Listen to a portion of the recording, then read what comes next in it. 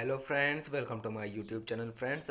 ये social science का part 3 है दोस्तों। इससे पहले हम सभी लोगों ने 2 पार्ट कर लिए हैं किस अध्याय 2 का, भारत में राष्ट्रवाद। दोस्तों आज हम पार्ट 3 पढ़ेंगे, इस पार्ट में दोस्तों मैं इस पार्ट में दोस्तों इस पूरे चैप्टर को ख़त्म कर दूंगा। दोस्तों अगर दोस्तों वीडियो पसंद आएगी तो प्लीज़ वीडियो को लाइक कर दीजिएगा, चैनल को सब्सक्राइब कर लीजिएगा और बेल आइकन को प्रेस कर लीजिएगा दोस्तों। तो चलिए दोस्तों, बिना देरी करे वीडियो को स्टार्ट करते हैं। आज दोस्तों अब अगले हेडिंग होगी सविनय अवज्ञा की ओर। दोस्तों सविनय अवज्ञा की ओर क्या है कि फरवरी 1922 में महात्मा गांधी ने असहयोग आंदोलन वापस ले लिया। दोस्तों जब 1922 ईस्वी था उसी समय बाद असहयोग आंदोलन वापस लिया गया था। ये एक नंबर यहाँ से पक्का हो गया। अगर पूछ लिया असहयोग आंदोलन कब वापस लिया गया तो 1922 ईस्वी में।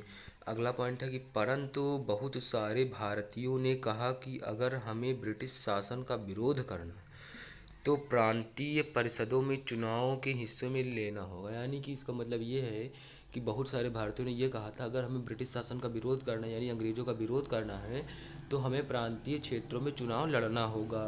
और इसके लिए CR दास और मोतीलाल नेहरू जी ने मिलकर 1922 ईस्वी में स्वराज पार्टी का गठन किया। स्वराज पार्टी का गठन कब किया गया? 1922 ईस्वी में। यहाँ से एक नंबर और पक्का हो जाता है।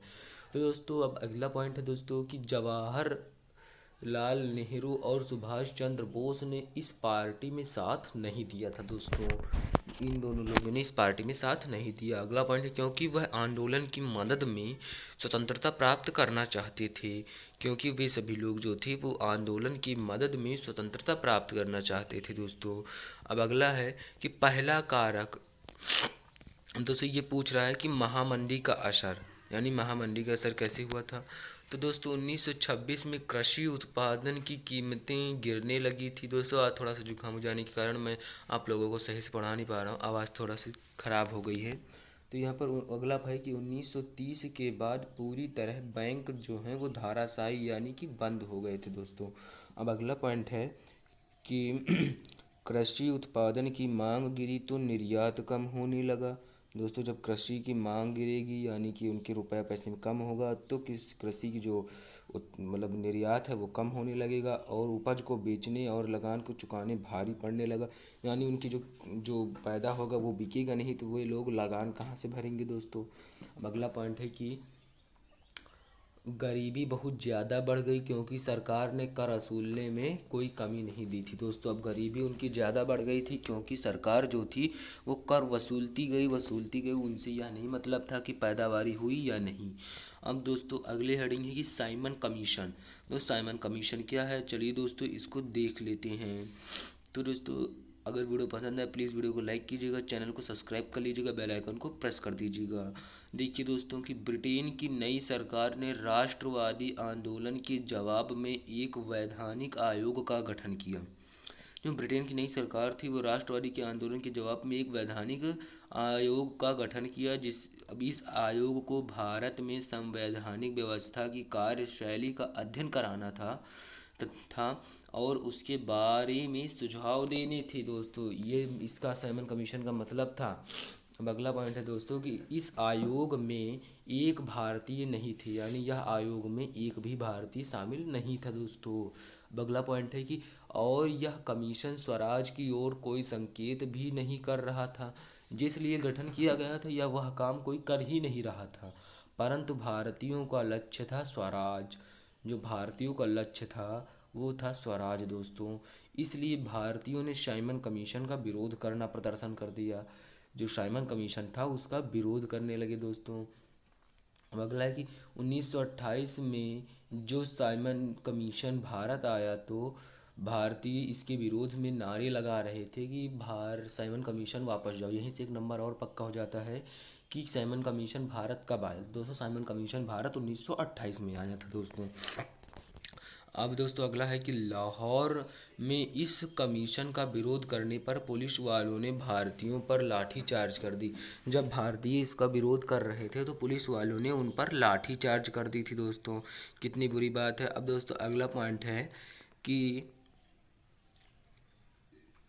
इसमें लाला लाजपत राय जो एक स्वतंत्र सेनानी थे उनकी मृत्यु हो गई।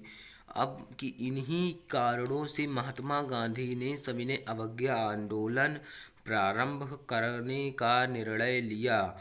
इसी कारणों से दोस्तों अब है कि नमक यात्रा एंड सविनय अवज्ञा आंदोलन। दोस्तों नमक यात्रा एंड सविनय अवज्ञा आंदोलन को चलिए दोस्तों पढ़ लेते हैं।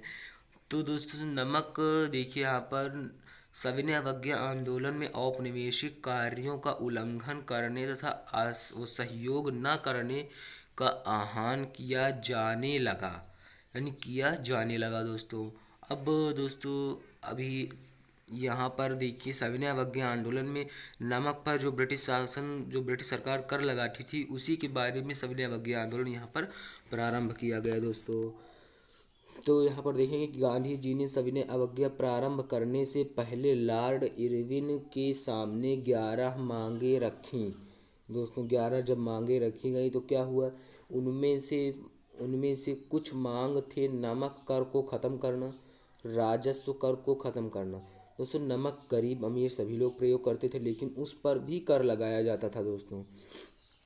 परंतु हीरोइन ने सारी मांगों को अनावश्यक बताया। यहाँ पर दोस्तों जहाँ पर हीरोइन है यहाँ पर दोस्तों लॉर्ड इरविन है कि इरविन ने सारी मांगों को अनावश्यक बताया और पूरा करने से इनकार कर दिया। दोस्तों यहाँ पर इरविन है। फिर महात्मा गांधी ने एक पत्र लिखा। उसमें लिखा कि अगर 11 मार्च 1930 तक उनकी मांगे पूरी नहीं की गई तो वे सविनय अवज्ञा आंदोलन प्रारंभ कर देंगे। दोस्तों ये पत्र में गांधी जी ने लिखा था। अब दोस्तों अगला पॉइंट है कि इरविन झुकने को तैयार नहीं था। अब इसी के साथ जो इरविन था वो झुकने को तैयार ही नहीं था दोस्तों, नहीं वो कोई भी कारण उनकी मांगे नहीं पूरा करना चाहता था। तो महात्मा गांधी ने सविनय अवज्ञा आंदोलन प्रारंभ कर दिया दोस्तों। महात्मा गांधी ने सविनय अवज्ञा आंदोलन प्रारंभ कर दिया। सविनय अवज्ञा आंदोलन क्यों प्रारंभ किया, जो ब्रिटिश शासन नमक पर कर लगाती थी इसीलिए सविनय अवज्ञा आंदोलन प्रारंभ किया गया। इस बार महात्मा गांधी ने पहले देश को एकता में बांधना प्रारंभ किया। अब दोस्तों इसके लिए उन्होंने नमक को चुना, क्योंकि नमक का प्रयोग अमीर गरीब सभी लोग करते थे।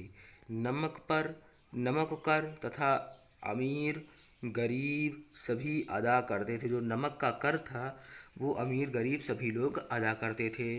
अब दोस्तों अगला पॉइंट है कि सरकारी कानून के तहत कोई भी प्राइवेट कंपनी नमक नहीं बना सकती थी। सरकारी कंपनी ही नमक बनाएगी और उसे ज़्यादा दाम पर बेचेगी। यही दोस्तों यहाँ पर कर लगाना था। अब है कि महात्मा गांधी ने सबसे पहले इसी कानून को तोड़ने का फैसला किया। जो महात्मा गांधी थे वे सबसे पहले इसी कानून को तोड़ने का फैसला किया था। उन्होंने दांडी यात्रा शुरू कर दी। अब इस कानून को तोड़ने के लिए उन्होंने दांडी यात्रा शुरू की थी दोस्तों। यात्रा साबरमती में गांधी जी के आश्रम से 240 किलोमीटर दूर दांडी नामक गुजरात के कस्बे में जाकर ख़त्म होती थी दोस्तों। अब इसके बाद दोस्तों अगला पॉइंट पे स्क्रीन पर आ रहा होगा दोस्तों,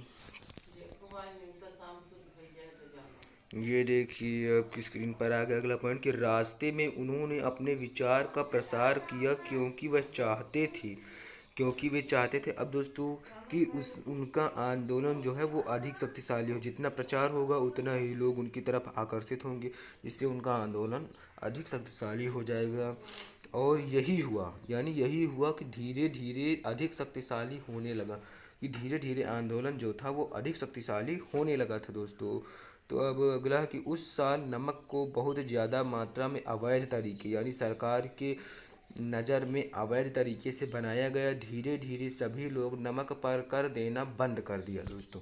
जो नमक पर कर देते थे उसको देना बंद कर दिया। अब इसी के साथ ये पॉइंट ख़त्म होता है। अब अगला पॉइंट आपकी स्क्रीन पर दोस्तों ये रहा कि यह आंदोलन धीरे धीरे और अधिक शक्तिशाली हो गया। अंग्रेज़ों ने इससे जुड़े सभी नेताओं को जेल में डालना शुरू कर दिया। जब इनके नेताओं को जेल में डाल दिया जाएगा तो यह आंदोलन करेगा कौन, इसलिए अंग्रेज़ जो थे वो इन सभी को जेल में डालना बंद कर दिया ताकि इस आंदोलन को रोका जा सके। लेकिन यह आंदोलन तब भी नहीं रुका था दोस्तों। या देखिए 1930 में जब महात्मा गांधी के समर्पित साथी अब्दुल गफ्फार खान को गिरफ्तार किया गया, जो उनके साथी थे अब्दुल गफ्फार खान को गिरफ्तार कर लिया गया। तो क्या होता है दोस्तों, तो अभी आप अपनी स्क्रीन पर देख पाएंगे कि बहुत सारे लोग मारे गए और महीनों भर बाद गांधी जी को भी गिरफ्तार कर लिया, यानी बहुत सारे लोग मारे गए थे और गांधी जी को भी गिरफ्तार कर लिया गया था दोस्तों। अब इसी के साथ ये पॉइंट खत्म होता है। अब अगला पॉइंट आपकी स्क्रीन पर आ रहा है दोस्तों, ये रहा अगला पॉइंट दोस्तों कि सोलापुर की औद्योगिक मजदूरों ने अंग्रेजी शासन का प्रतीक पुलिस चौकी और नगर पालिका भवन, अदालतों और रेलवे स्टेशनों पर हमला शुरू कर दिए। अब इसके बाद अगला है कि शांतिपूर्ण सत्याग्रह जुलूस पर हमले किए गए, जो शांतिपूर्ण सत्याग्रह थे उन पर हमले किए गए तथा वह तो बच्चों को खूब पीटा गया और लगभग 10,000 लोगों को गिरफ्तार कर लिया गया दोस्तों। 10,000 लोग कम नहीं होते दोस्तों, बहुत ज़्यादा होते हैं। इतने लोगों को गिरफ्तार कर लिया गया। महात्मा गांधी ने एक बार फिर आंदोलन वापस ले लिया। ये सब देख करके कोई भी आदमी आंदोलन को वापस ले ही लेगा दोस्तों। तो इसीलिए महात्मा गांधी जी ने भी यह आंदोलन वापस ले लिया दोस्तों, यानी कि महात्मा गांधी ने इस बार भी यह आंदोलन को वापस ले लिया। अब अगला पॉइंट आपकी स्क्रीन पर दोस्तों ये रहा कि 5 मार्च 1931 को उन्होंने इरविन के साथ समझौते पर दस्तखत कर दिए, जिसे गांधी इरविन समझौता कहा जाता है। गांधी इरविन समझौता कब किया गया दोस्तों? 5 मार्च 1931 ईस्वी को गांधी इरविन समझौता किया गया था दोस्तों। यहाँ से एक नंबर और भी पक्का हो जाएगा आप सभी लोगों का। अगला पॉइंट है कि इस सम्मेलन के बाद क्या, अब ये जो इरविन समझौता हुआ था, इस सम्मेलन के बाद लंदन में गोलमेज सम्मेलन का गठन किया गया, जिसमें भारत से महात्मा गांधी और सरोजिनी नायडू गए थे। एक गोलमेज सम्मेलन का गठन किया गया था लंदन में, जिसमें भारत से जो गए थे वे थे महात्मा गांधी और सरोजिनी नायडू दोस्तों। अगला पॉइंट ये है कि दोस्तों अब यहाँ से अगला पॉइंट क्या, यहाँ से अब मतलब अगली हेडिंग स्टार्ट होती है। तो ये रही दोस्तों कि सामूहिक अपनेपन का भाव। अरे जो यहाँ पर सामूहिक अपनेपन का भाव था वो क्या था कि भारत में राष्ट्रवाद के विकास के 2 कारण हैं। नंबर 1 संयुक्त संघर्ष, नंबर 2 सांस्कृतिक प्रक्रिया। अब दोस्तों संयुक्त संघर्ष के अंतर्गत क्या क्या आता है? 19वीं और 20वीं सदी में जितने भी आंदोलन किए गए उनमें सभी समुदाय ने मिलकर भाग लिया और इसी एकता की वजह से संयुक्त संघर्ष की बात जो है वो पूरे भारत में फैल गई थी दोस्तों। यानी जो सांस्कृतिक प्रक्रिया के अंतर्गत यही आता है कि 19वीं और 20वीं सदी में जितने भी आंदोलन किए गए उनमें सभी समुदायों ने मिलकर, यानी हिंदू मुस्लिम यानी सभी समुदायों ने मिलकर भाग लिया और इसी एकता की वजह से संयुक्त संघर्ष की जो बात थी वो पूरे भारत में फैल गई थी दोस्तों। इसी के साथ ये पॉइंट खत्म होता है। अगला पॉइंट आपकी स्क्रीन पर ये रहा दोस्तों अब अगली हेडिंग संयुक्त संघर्ष क्या था। तो दोस्तों अब संयुक्त संघर्ष के बारे में थोड़ा सा डीप में पढ़ेंगे, ज़्यादा नहीं दोस्तों, थोड़ा सा डीप में पढ़ेंगे दोस्तों।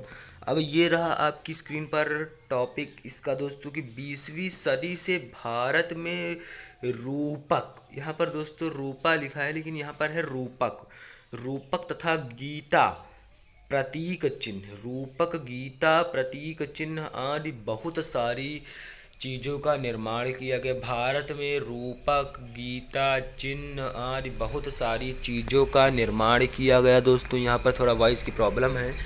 जैसे जैसे बंकिम चंद्र चट्टोपाध्याय जी ने भारत माता की तस्वीर, यानी जैसे बंकिम चंद्र चट्टोपाध्याय जी ने भारत माता की तस्वीर का निर्माण कर दिया दोस्तों, इससे यह होता था कि अपने देश के प्रति प्रेम बढ़ता था। अब अगला है कि जो दर्शाता था कि हमारी मातृभूमि है, भारत हमारी मातृभूमि है और मातृभूमि की सुरक्षा तथा स्वतंत्रता हमारा धर्म है दोस्तों। अगला पॉइंट है कि उन्होंने मातृभूमि की स्तुति के रूप में वंदे मातरम लिखा। उस वंदे मातरम को सुन करके सभी लोगों के मन में याद था कि मातृभूमि ही हमारी माता है। अब इस गीत को विभिन्न तरह के आंदोलनों में गाया गया, यानी आंदोलनों में इसे गाया जाता था दोस्तों।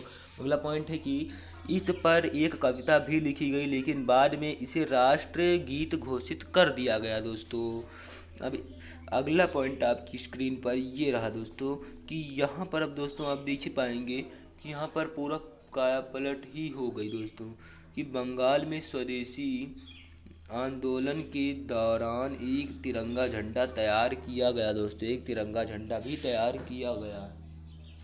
अब दोस्तों अगला पॉइंट है कि गांधी जी ने सर आज का झंडा तैयार कर लिया था। दोस्तों यहाँ पर है कि गांधी जी ने स्वयं का झंडा तैयार कर लिया था, यह भी तिरंगा लाल सफ़ेद और हरा था दोस्तों। इसी के साथ आपकी वीडियो खत्म होती है। वीडियो पसंद आए तो प्लीज़ लाइक कर देगा, चैनल को सब्सक्राइब कर लीजिएगा और बेल आइकन को प्रेस कर लीजिएगा दोस्तों। भारत में राष्ट्रवाद का उदय अध्याय 2 पूरा दोस्तों कंप्लीट हो गया है। ये दोस्तों पार्ट 3 तक मैंने बनाया था और पार्ट 3 में ही तीनों को कंप्लीट यानी 2 पार्ट को कंप्लीट कर दिया। धन्यवाद दोस्तों, मिलते हैं अगले वीडियो।